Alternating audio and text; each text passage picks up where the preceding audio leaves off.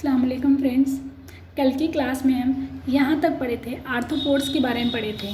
ठीक है, आज हम ये जानेंगे खुर्द उज़वियों की ग्रुप्स पढ़ेंगे, यानी कि खुर्द उज़वियों को कितने ग्रुप्स में तकसीम किया गया, खुर्द उज़वियों को कितने ग्रुप्स में दर्जेबंदी की गई। ठीक है, इस बाब के मुताबिक खुर्द उज़वियों को 5 ग्रुप्स में तकसीम किया गया, दर्जेबंदी की गई इनकी। पहला वाला कौन सा है, यहाँ देखिए, पहला वाला कौन सा है, ये बैक्टीरिया, फंजी, प्रोटोजोआ, अल्जी और आर्थ्रोपोड्स, ये 5 हुए ना, 5 ग्रुप्स में दर्जेबंदी की गई। और हम यहाँ पर बोलते हैं कि ये सारे के सारे खुर्द उज़वी इस ज़मीन पर ही मौजूद होते हैं, लेकिन वो हमें सादा आँख से नहीं दिखाई देते हैं। अगर आप उनको देखना चाहते हैं तो रोज़मर्रा की ज़िंदगी में उनको हम देखते हैं, वो मौजूद होते हैं।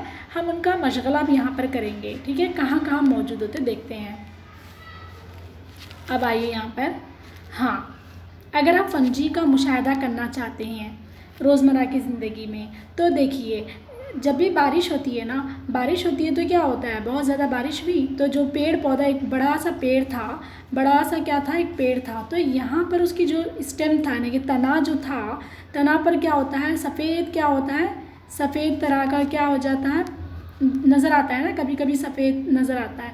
ये सफ़ेद क्या है, छतरी नुमा साख्त वगैरह नज़र आता। कभी कभी ज़मीन पर भी, जब कचरे के ढेर में भी आप देखेंगे, कचरे के ढेर में जाएंगे, तब क्या होता है, बारिश की वजह से पानी नीचे आता है, बारिश का पानी बरसता है, तब वहाँ पर भी फफूंद का क्या होता है, नमो हो जाता है।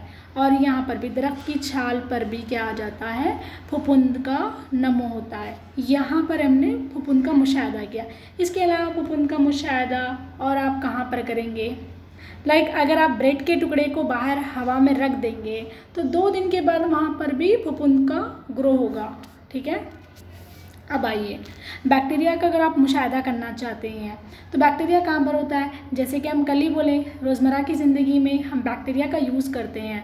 कहाँ पर, हम दूध को क्या करते हैं, दही में कन्वर्ट करने के लिए जो बैक्टीरिया होता है, कौन सा बैक्टीरिया, आप ही लोग बोलिए, नाम बोलिए, lactobacillus. Very good, lactobacillus, bacillus, अच्छा ठीक है।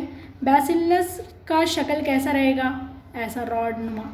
ठीक है, और ये जो बैक्टीरिया है दूध को दही में कन्वर्ट करता है, तो हमने यहाँ पर भी बैक्टीरिया का मुशाहिदा किया। ठीक है, हाँ, और अगर आप चाहते कि नहीं, मैं बैक्टीरिया को देखना ही चाहता हूँ, अगर आप ऐसा सोचते हैं तो आप क्या कीजिए, थोड़ा सा छाछ का थोड़े से ड्रॉप लीजिए और उसको माइक्रोस्कोप के ऊपर डालिए, माइक्रोस्कोप नहीं, स्लाइड जो होता है ना, स्लाइड के ऊपर थोड़ा ड्रॉप डालिए, किसका, छाछ का, और डाल के आप क्या कीजिए, अंडर द माइक्रोस्कोप के नीचे देखेंगे, तब आपको वहाँ पर भी बैक्टीरिया नज़र आएगा। कैसे नज़र आएगा, हाँ, और एक मिनट, आप माइक्रोस्कोप में देखने से पहले वहाँ पर क्या करेंगे, स्टेनिंग करेंगे। हम फर्स्ट बाब में पढ़े थे ना, स्टेनिंग से क्या मुराद है, स्टेनिंग का मतलब होता है कलर करना। किसी भी एक ऑर्गेनली को अगर आप देखना चाहते हैं, अगर उस ऑर्गेनली से रिलेटेड आप जब कलर करते हैं तब आपको ऐसे दिखाई देता है। ठीक है, तो हमने क्या किया, स्टेनिंग किया, यानी कि रंग साजी करने पर, और करने के बाद जब आप माइक्रोस्कोप के अंदर देखते हैं तब आपको वो एक पर्टिकुलर किस्म का चीज़ आपको रंगदार नज़र आता है। ठीक है, इसका ये मतलब है। अब आइए, हाँ, ये वेरी वेरी इंपॉर्टेंट है। और हाँ देखिए, जो भी आपका एग्ज़ाम हो रहा है, डीएससी या फिर टेट, जो भी एग्ज़ाम लिखने जा रहे हैं, तो वहाँ पर आपको 100% टेक्स्ट बुक पढ़ना ही पढ़ना है। बाज़ लोग क्या करते हैं, सब चीज़ें पढ़ते हैं और टेक्स्ट बुक को निगलेक्ट कर देते हैं। ऐसा नहीं करना चाहिए। ये टेक्स्ट बुक ही है जो आपका एग्जामिनर 98% टेक्स्ट बुक से ही क्वेश्चंस आते हैं। ठीक है, सो टेक्स्ट बुक को इग्नोर मत कीजिए, और टेक्स्ट बुक में भी ख़ास कर ये वाला पैराग्राफ को तो कभी मत इग्नोर कीजिएगा। कौन सा वाला, क्या आप जानते हैं ये, क्योंकि यहाँ पर बहुत ज़्यादा इंपॉर्टेंट क्वेश्चंस बन सकते हैं। ठीक है, हाँ, अब चलते हम देखेंगे कि बैक्टीरिया क्या होते हैं। बैक्टीरिया हम शुरू से ही जान रहे हैं ना, बैक्टीरिया हर जगह पाए जाते हैं, और बाज़ बैक्टीरिया क्या होते हैं, नुकसानदा होते हैं, और बाज़ बैक्टीरिया ऐसे होते हैं जिससे दोनों को फ़ायदा होता है। मतलब बैक्टीरिया जहाँ पर नमो पाता है उस जगह वाले पर भी फ़ायदा होता है और बैक्टीरिया को ही फ़ायदा होता है। अगर मान लीजिए एक बैक्टीरिया है जो क्या होता है आपकी आंत में है, हाँ हमारी आंत के ऊपर भी एक बैक्टीरिया होता है, वो बैक्टीरिया क्या करता है मालूम है, वो हमारे आंत से ग़िज़ा लेता है, बट बदले में क्या करता है, हमारे हज़मी निज़ाम को अच्छा करता है, यानी कि हज़मी निज़ाम में मदद करता है। तो यहाँ पर क्या हुआ, दोनों का फ़ायदा हुआ ना। तो ऐसे बैक्टीरिया को हम क्या बोलेंगे, ऐसे ताल्लुक़ को क्या बोलेंगे, हमबाश बोलेंगे, हमबाश बोलेंगे, क्या बोलेंगे, हमबाश, मतलब सिम्बियोसिस, सिम्बियोटिक रिलेशनशिप बोलेंगे, मतलब यहाँ पर दोनों को फ़ायदा हो रहा है, म्यूचुअल रिलेशनशिप बोलते हैं इसको, ठीक है। हाँ, ये एक इम्पॉर्टेंट, इस पैराग्राफ से ये एक इम्पॉर्टेंट था, मतलब हमबाश का मतलब होता है कि दोनों को फ़ायदा होता है। अब नेक्स्ट देखेंगे, हाइड एंड सुल्ज़ एक साइंटिस्ट थे, क्या नाम था उनका, हाइड एंड सुल्ज़ एक साइंटिस्ट थे। उस साइंटिस्ट ने क्या किया, एक बैक्टीरिया को ईजाद किया, उस बैक्टीरिया का नाम था थायोम अगारिता नेम्बियंसिस, ये बैक्टीरिया था। इस बैक्टीरिया की क्या खासियत थी कि इस बैक्टीरिया को हम सादा आँख से देख सकते थे। कौन सा बैक्टीरिया, नाम क्या है उसका, थायोम अगारिता नेम्बियंसिस बैक्टीरिया है, और किसने खोज निकाला, हाइड एंड सुल्ज़, ठीक है। और ये कहाँ पर खोज निकाला, नेम्बिया के सहाली समंदर में, यानी कि समंदर के किनारे पर हाइड एंड सुल्ज़ ने थायोम अगारिता नेम्बियंसिस को खोज निकाला। और ये बैक्टीरिया की क्या खासियत थी कि हम इसको सादा आँख से देख सकते हैं, ठीक है। आइए अब यहाँ पर, हाँ अब अलजी का मुशाहिदा करना चाहते हैं तो आप क्या कीजिए, तालाब का जो भी पानी होता है ना, उस पानी के 1-2 ड्रॉप लाइए और स्लाइड के ऊपर रख के उसको हम क्या करेंगे, ये स्लाइड है आपका, इसके ऊपर क्या करें, तालाब का पानी लाएं और 1-2 ड्रॉप यहाँ पर डालें और माइक्रोस्कोप में देखते हैं, तब आपको कैसे नज़र आता है, कुछ हरियाली नज़र आती है उसमें, जो हरी हरी नज़र आती है ना, वही तो आपका अलजी है, यानी कि हम बोलते हैं कंजाल बोलते हैं ना, हाँ सब्ज़ हरा रंग का जो नज़र आता है वही आपकी अलजी है, ठीक है।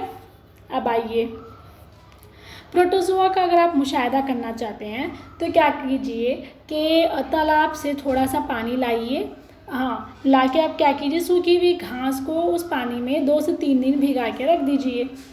उसके बाद वो जो पानी था ना, तालाब से जो लाया हुआ पानी था, उसको क्या करेंगे, आप माइक्रोस्कोप में देखेंगे, उसको क्या करेंगे, जब आप माइक्रोस्कोप में देखेंगे तब आपको क्या करेंगे, बहुत सारे एक कलवी अज़विये की मिसाल क्या थी, अमीबा थी, पैरामीशियम था, यूग्लिना था, ये था ना, ये सारे थे, तो आपको एक कलवी अज़विये दिखाई देंगे, जो भी एक कलवी अज़विये दिखाई देगा वो प्रोटोजोआ ही है, ठीक है।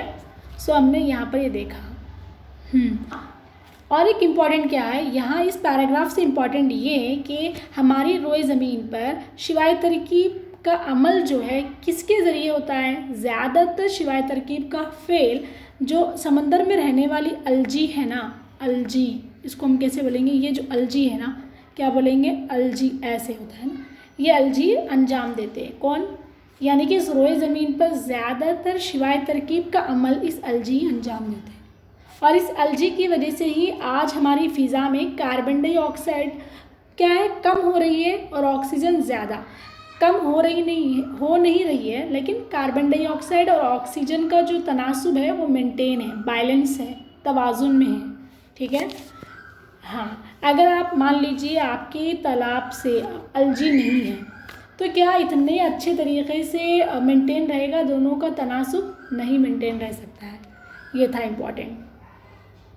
अब आइए आप, हाँ आर्थ्रोपोड्स के लिए तो वही होगा हमारा, आर्थ्रोपोड्स का मुशाहिदा क्या करेंगे, जैसे ही अगर आप छोटा सा ज़मीन खोदेंगे, थोड़ा सा आप जाएंगे किसी खेत में जाएंगे तो वहाँ पर 8 इंच की वगैरह की आप ज़मीन खोदेंगे तो आपको कई सारे माइक्रोब्स खुर्द अज़वे दिखाई देंगे, और उनमें से भी आपको क्या होगा, केचुआ वगैरह दिखाई देगा ना, वो दिखाई देगा, अर्थवर्म्स जिसको बोलते हैं वो दिखाई देगा। और वो अर्थवर्म्स क्या होता है, हमारी पौधों की नमो के लिए, और बहुत सारे जो माइक्रोब्स होते हैं ना वो हमारी पौधों के लिए बहुत इंपॉर्टेंट रोल प्ले करते हैं। अगर हम अगर वो क्या करेंगे, अगर वो खुर्द उज़्विये नहीं रहेंगे उस ज़मीन पर तो हमारे पौधे, हमारी खेती अच्छे से नहीं होती है, ठीक है। तो हाल ही में क्या हुआ कि हम ऐसे कुछ केमिकल्स वगैरह को यूज़ कर रहे हैं खेती बाड़ी में, जिसकी वजह से वो जो खुर्द उज़्वी है उनका ख़ात्मा होता जा रहा है। जब वो नहीं रहेंगे तो क्या होगा, हमारी ज़मीन की उतनी ज़रख़ेज़गी नहीं रहेगी। तो वो है बोलने का मतलब। आगे की पेज में आपको मिल जाएगा वो, ठीक है। अब आइए, हाँ यहाँ पर वही बोल रहे हैं, यहाँ पर हम अभी जो हम समझाए थे ना वही है, ठीक है, वही है सब। खुर्द अज़विये क्या होते हैं हमारी, अगर आप छोटा सा क्या करेंगे, 1 एकड़ ज़मीन के रकबे पर अगर आप 5 इंच भी अगर ऊपरी हिस्से से थोड़ा सा गड्ढा खोदेंगे तब आपको मिलियंस नहीं टन्स ऑफ बैक्टीरिया, फंजाई, अलजी वगैरह आपको मिल जाएंगे। और ये क्या करते हैं, हमारी फसल को उगाने में मदद करते हैं, ठीक है। लेकिन बदकिस्मती से लोग क्या कर रहे हैं, पेस्टिसाइड्स वगैरह का यूज़ कर रहे हैं, मतलब कीड़े मार दवाएं वगैरह का यूज़ कर रहे हैं, जिसकी वजह से ये जो नेचुरल वाला जो है ना, ये नेचुरल जो है ये भी ख़त्म होता जा रहा है। ये सोचने वाली बात है, ठीक है।